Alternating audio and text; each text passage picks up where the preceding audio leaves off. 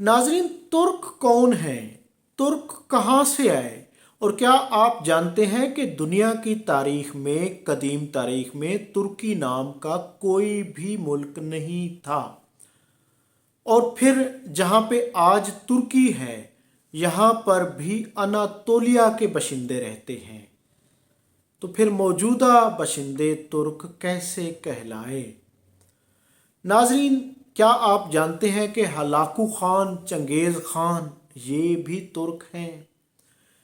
जी हाँ, हज़ारों साल पहले, मैं आपको तुर्कों की तारीख बताता हूँ।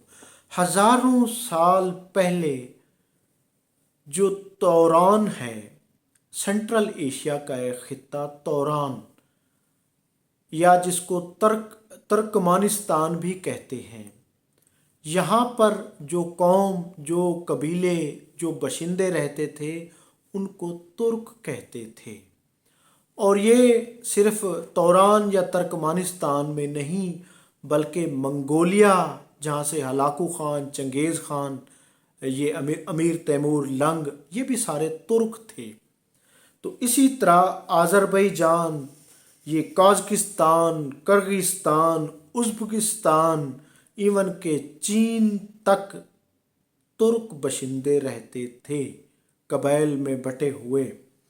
तकरीबन इर्द गिर्द के 20 से ज़ायद ममालिक में जो बशिंदे रहते थे, कबाइल थे, वो तुर्क कौम के थे। तुर्क मुल्क नहीं था, तुर्क कौम के बशिंदे थे हज़ारों साल पहले।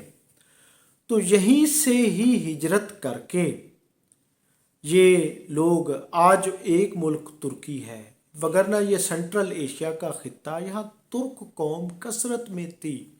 और फिर जो इनकी तारीख में तुर्कों की पहली सल्तनत है, तुर्क लोगों की, वो गोक सल्तनत है, जो 6वीं सदी से 8वीं सदी तक रही। ये पहली तुर्क सल्तनत है बाकायदा। इसके बाद दूसरी जो सल्तनत है, वो पहली इनकी दूसरी सल्तनत सल्जूक सल्तनत है, जो 11वीं सदी से 13वीं सदी तक रही। और यहीं से ही सल्जूक सल्तनत में ही ये लोग मुसलमान हुए। और फिर अनातोलिया भी यहीं से ही, यानी कि यहाँ पे लोग माइग्रेट होके आए, मुसलमान हो गए।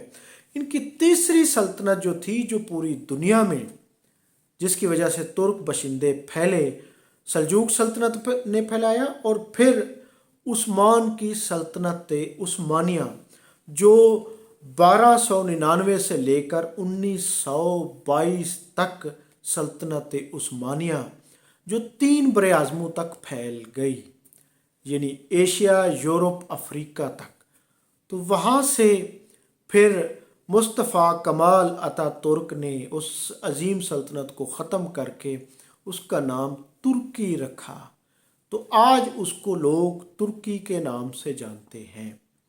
जबकि जो तुर्क थे, तुर्क कौम थी, वो तो आज भी तुर्कमानिस्तान, तौरान, उज़्बेकिस्तान, चीन के हिस्सों में, इवन के अफ़गानिस्तान तक के कई इलाकों तक, यानी कि लोग तुर्की और नस्ल थे, खाना बदोश थे, शिकार करते थे, यानी जंगलों में रहते थे, वादियों में रहते थे, वो तुर्की नस्ल के लोग थे।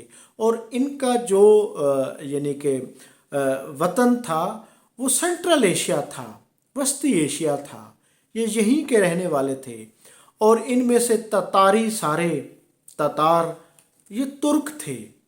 चीन तक के इलाके तुर्क थे। तो नाज़रीन, तुर्क ये तुर्क था। लेकिन ये जो यूरोप के साथ, यूनान के साथ जो मौजूदा मुस्लिम ममालिक तुर्की है, ये अनातोलिया के लोग थे।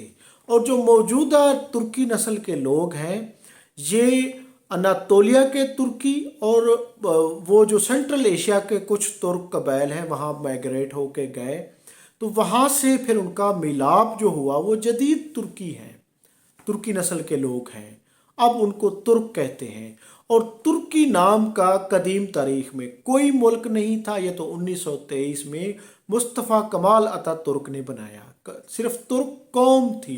पहले सल्तनत उस्मानिया थी, उससे पहले ये टुकड़ों में बटी हुई थी, यानी गोक सल्तनत कहलाई, सल्जूक सल्तनत कहलाई, इसी तरह कभी मिस्र हावी हो गया, कभी यानी सुल्तान सलाहुद्दीन अयूबी तक की सल्तनत में ये शामिल थे। इसी तरह मुख्तलिफ सल्तनतें हुकूमतें यहाँ पर रहीं। तो ये जो मौजूदा तुर्की है ये उसकी तारीख है। इसके जो बेसिक बशिंदे हैं, तौरान के बशिंदे, तुर्कमिस्तान के बशिंदे, ये तुर्क कहलाते हैं। तो नाजरीन, ये तुर्की नस्ल की मुख्तसर तारीख जो मैंने आपके सामने बयान की है। अब ये सिर्फ तुर्क लोग समझते हैं कि ये तुर्की और ये तुर्की के लोग हैं, एक मुल्क है, वगरना ये सेंट्रल एशिया के मोस्टली लोग तुर्क थे। इनमें कई बड़े बड़े जर्नेल तक शामिल हैं जो तुर्क थे बेसिकली।